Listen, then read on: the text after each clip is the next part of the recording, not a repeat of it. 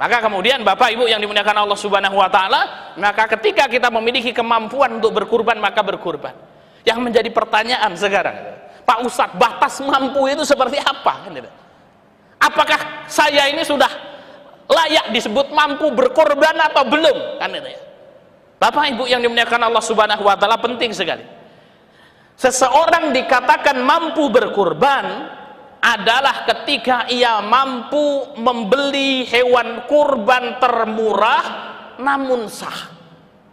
Saya ulangi lagi, seorang terkena sunnah muakkadah ini kalau dia mampu membeli hewan kurban termurah tapi sah. Bagaimana sekarang kriteria hewan kurban termurah namun sah itu? Ya. Bapak Ibu yang dimuliakan Allah Subhanahu wa taala, saya akan menyebutkan kriteria hewan kurban termurah tapi sah. Ketika kita berkurban ada hewan kambing. Ya, kambing sama sapi ini kan murah kambing, Pak. Kambing dibagi menjadi dua. Kambing gembel kalau orang kita sama kambing Jawa. Kira-kira mahal mana? Gembel atau Jawa, Pak? Jawa lebih mahal, berarti kita pilih yang gembel. Kambing ini yang gembel ini ada apa ini? Jantan, ada betina. Kira-kira mahal yang mana? Mahal yang jantan, berarti kita pilih betina. Kenapa kita memilih kambing gembel daripada kambing Jawa kalau untuk masalah termurah, Bapak Ibu yang dimuliakan Allah? Karena ada para fuqaha yang kemudian berpendapat kalau kambing gembel itu boleh umurnya 6 bulan masuk 7 bulan. Kalau kambing Jawa 1 tahun masuk tahun kedua. Kalau kambing gembel ada yang mengatakan boleh umurnya 6 bulan sampai 7 bulan.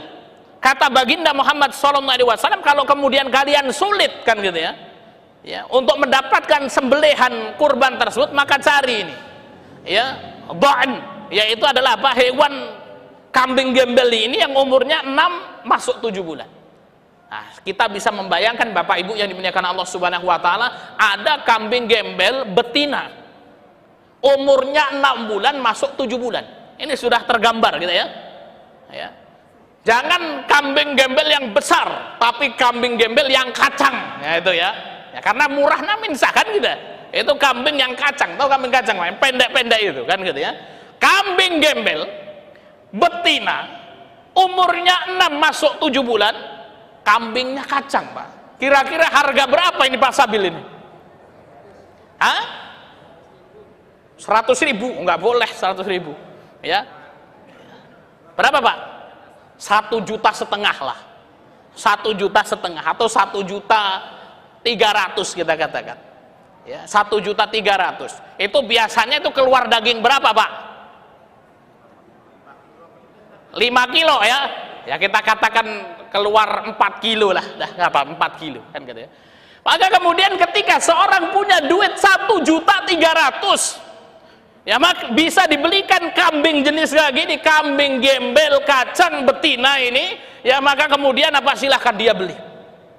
Pak Ustadz, tapi malu mau dibawa ke masjid, aduh Pak Ustadz, kawannya sapi-sapi ini Pak Ustadz.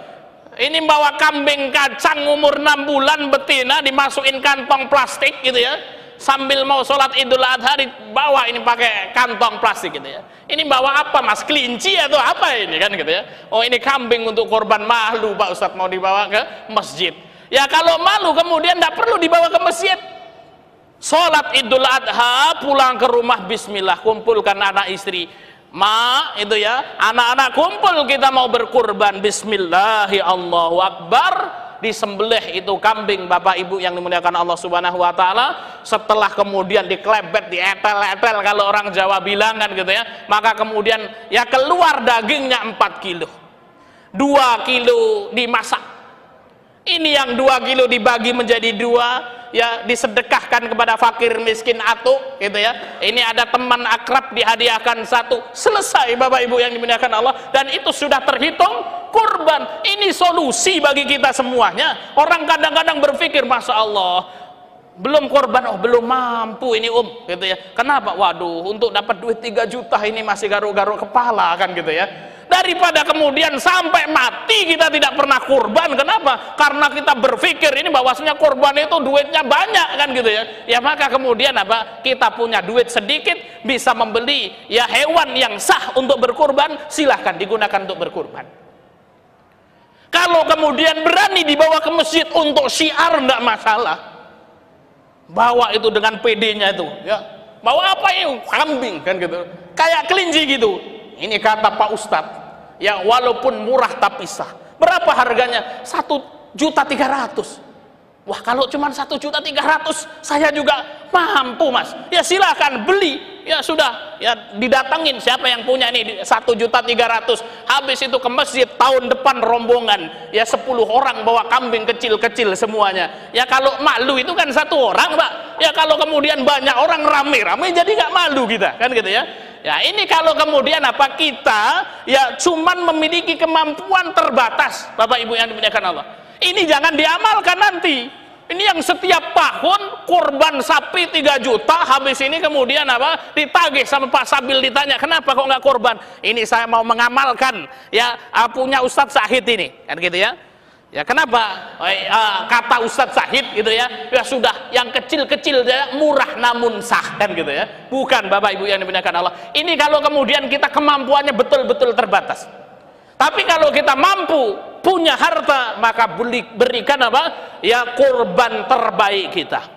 Kenapa? Karena kemudian apa? Memperbesar hewan sembelihan itu termasuk memperbesar syiar Allah Subhanahu wa taala.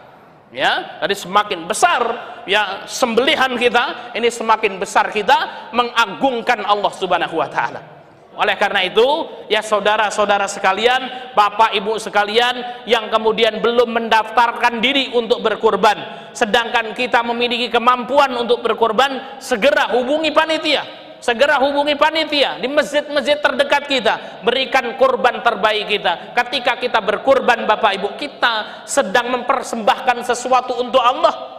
Pasti Allah Subhanahu wa taala akan membalas dengan yang lebih baik. Tidak ada ceritanya orang yang berkurban jatuh miskin. Ini kenapa kok bangkrut? Ya kemarin gara-gara berkurban, Pak Ustadz. Insya Allah akan Allah mudahkan rizkinya, akan Allah Subhanahu wa taala ya berikan rizki yang melimpah ruah, kemudian akan diberkahkan rizkinya oleh Allah Subhanahu wa taala. Kemudian keutamaan berkurban, cukup keutamaan berkurban adalah kurban merupakan sunnahnya Nabi Muhammad SAW. Di situ banyak hikmah. Ibnul Arabi mengatakan hadis-hadis yang berbicara tentang keutamaan kurban adalah hadis-hadis yang dhaif, walaupun maknanya juga benar, maka tidak mengapa untuk bab fadilah amal, memotivasi kita untuk beramal. Di antara hadis-hadis tersebut, yang pertama, kurban merupakan sunnahnya Nabi Ibrahim dan kurban dapat membersihkan jiwa kita. Kemudian yang kedua, hewan kurban akan memberikan syafaat bagi kita pada hari kiamat kelak. Demikian yang bisa kita sampaikan, mudah-mudahan bisa dipahami. Jika ada kurang dan lebihnya saya mohon maaf, dan kepada Allah saya mohon ampun. Wal akhir, wassalamualaikum warahmatullahi wabarakatuh.